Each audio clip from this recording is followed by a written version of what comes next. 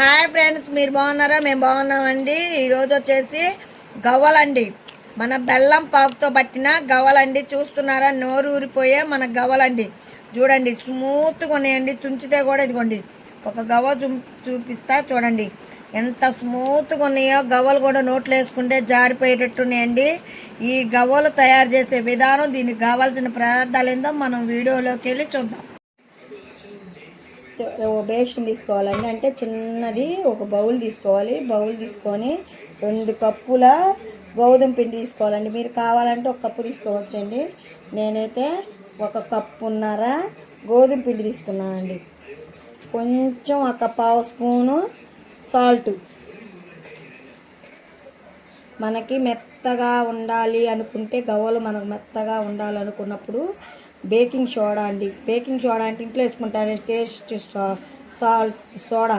ఆ సోడా కొంచెం వేసుకోవాలండి. ఇప్పుడు కొంచెం నెయ్యి వేసుకోవాలండి.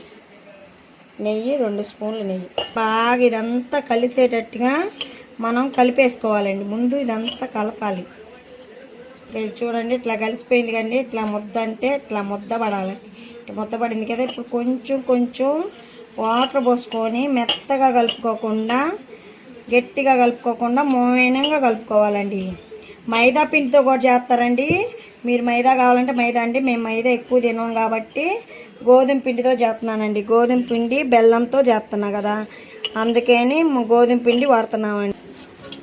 చక్కగా మనకి ముద్ద అండి ఇలా వచ్చేసేయాలండి. బుద్ధి ఇట్లా అంటే చూడు, సాఫ్ట్గా దిగబడిపోతుందండి. ఇట్లా సాఫ్ట్గా ఉండాలండి పిండి. ఎప్పుడైనా మనకి ఇట్లా చేయి పెడితే సాఫ్ట్గా ఉండాలండి పిండి.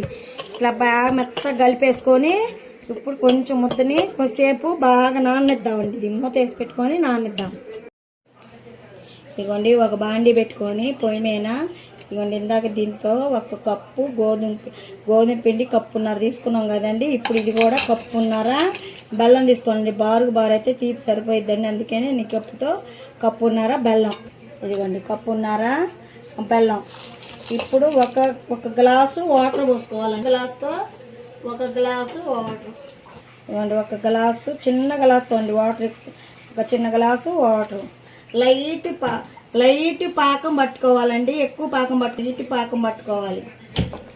అంటే గ్యాస్ కొట్టుకొని ఇది పాకు అయ్యేటట్టు మనం లేత పాకు పట్టుకోవాలండి. బెల్లం అంతా బాగా కరిగిపోవాలి. అలా చూడండి, చక్కగా మనకు ఇట్లా మెత్తగా రావాలండి. మెత్తగా అయిపోయింది కదా ముద్ద.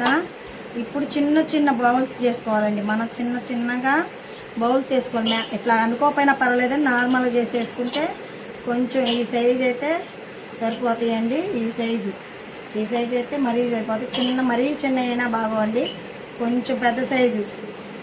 ముందుగానే మనం పకోడీలు గెంట అంటారు కదా, ఈ పకోడీ గెంటితో కూడా చేసుకోవచ్చండి. మనకు చెక్క ఎక్కర్లేదండి. చెక్క లేకపోయినా ఇట్లా పకోడీలు గెంట, ఈ గెంట ఉంటుంది కదా, ఈ గెంటతో కూడా నేను చేసి చూపిస్తా. ఇదిగోండి, ఇలా ఒక చిన్న ముద్ద తీసుకొని ఇలా పెట్టేసుకొని ఇలా చేతితో ఇట్లా ప్రెస్ చేయాలండి. ఇట్లా ప్రెస్ చేస్తే ఈజీగా మనకి ఇట్లా గవ్వ వచ్చేసిద్ది. చూసారా? చక్కగా మనకి ఇలా గవ్వ షేప్లో వచ్చేసిద్దండి. మళ్ళీ పెట్టేసి ఇట్లా వేలు పెట్టి ఇట్లా ప్రెస్ చేయాలండి. ఇట్లా ప్రెస్ చేస్తే మనకి ఇదిగోండి గవ్వ టైప్లో ఇలా వచ్చేసిద్ది మనకి. ఇలా ఇదిగోండి మొత్తం ఇలా చేసేసుకోవాలి. ఇలా మొత్తం చూసారా? నాకు 2 కప్పున్నర కదండి, కప్పున్నరకి ఇన్ని గవ్వలు అయినాయండి. ఇదిగోండి, ఒక బాండీ పెట్టుకొని బాండీలో మనకి గవ్వలు మునిగేటట్టుగా అంత ఆయిల్ పోసుకోవాలండి. అంటే 1 కేజీ ఆయిల్ పోసుకొని బాగా వేడెక్కాలండి. ఇదిగోండి బెల్లం పాకు వచ్చేసిందండి. బెల్లం పాకు లైట్గా వచ్చేసింది. చూసారా? ఇట్లాగా బెల్లం పాకు రావాలండి. కొంచెం ఉంటే పాకు వచ్చేసిద్ది. లైట్ పాకు అండి, మరీ ముదురుది కాదు, మళ్ళీ లేత పాకు కాదండి. లైట్గా పట్టుకొని మనం దించేసుకొని పక్కన పెట్టుకోవాలి 10 నిమిషాలు. మన ఆయిల్ వేడెక్కిందండి. ఆయిల్ వేడెక్కగానే ఒక్కోటి తీసుకొని సిమ్ములో పెట్టుకొని బాగా ఉడకనివ్వాలండి. ఎక్కువ మంట పెట్టుకుంటే మాడిపోతాయండి, లోన ఉడకదు. కొంచెం మందంగా చేసుకున్నాం కదా గవ్వలు, కొంచెం మందం చేసుకున్నప్పుడు ఏం చేయాలంటే సిమ్ములో పెట్టుకొని బాగా ఉడకనివ్వాలి. ఇవి బాగా కరకర అనకుండా మెత్తగా ఉడకాలి. లోనే ఉడకాలి, పైన ఉడికినట్టు ఉండాలి. కొన్ని వేసుకొని చిన్న మంట పెట్టుకొని బాగా ఎర్రగేగేటట్టుగా వేయించుకోవాలి. చూసారా? చక్కగా మనకి పాకు వచ్చేసిందండి. పాకు ఇలా వచ్చేయాలి. ఇలా వచ్చేసినప్పుడు తీగ పాకు మనం ఇప్పుడు కట్టేసుకోవాలండి. కట్టేసుకొని చల్లార్చుకోవాలి. గ్యాస్ కట్టేసుకొని చల్లార్చుకొని ఆ గవలు చూద్దాం. ఇదిగోండి గవలు చూసారా, చక్కగా ఎర్రగా వేగిపోయినాయండి. ఇక్కడ చూసారా ఇట్లా ఎర్రగా వేగాలండి. ఇంకో 2 నిమిషాలు ఉంటే ఇంకొంచెం బాగా వేగుతాయండి. 2 నిమిషాలు పాటించుకొని తీసేసుకుందాం మనం. చక్కగా మనకి వేగిపోయినాయండి, ఎర్రగా కాలిపోయినాయి. ఇవి ఇప్పుడు తీసేసుకుందామండి. అన్నీ అలా ఇలాగే చూడండి. చక్కగా గవలన్నీ మనం ఇట్లా పాకులో వేసేసుకోవాలండి.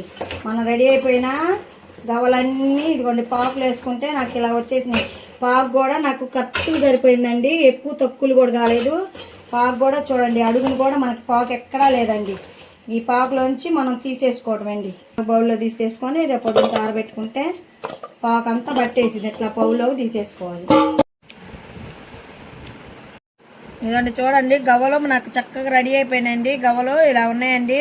చుంచితే కూడా చూపిస్తాను. ఇదిగోండి చూడండి, మెత్తగా మన కరకర ఆడట్లేదండి. కరకర ఆడకుండా స్మూత్గా నోట్లో వేసుకుంటే జారిపోయేటట్టు ఉన్నాయండి. నేను కరకర ఆడటానికి కదండి మెత్తగా చేశానండి. ఇదిగోండి చూడండి, గవ్వ కూడా చుంచితే ఎంత స్మూత్గా ఉందో చూసారా. నోట్లో వేసుకుంటే జారిపోతుందండి. అంత బాగున్నాయండి గవ్వలు. కరకర అని నోటికి పంటికి కాకుండా స్మూత్గా తయారు చేసే విధానం అండి. చాలా బాగుందండి. Bye friends. ఇంకా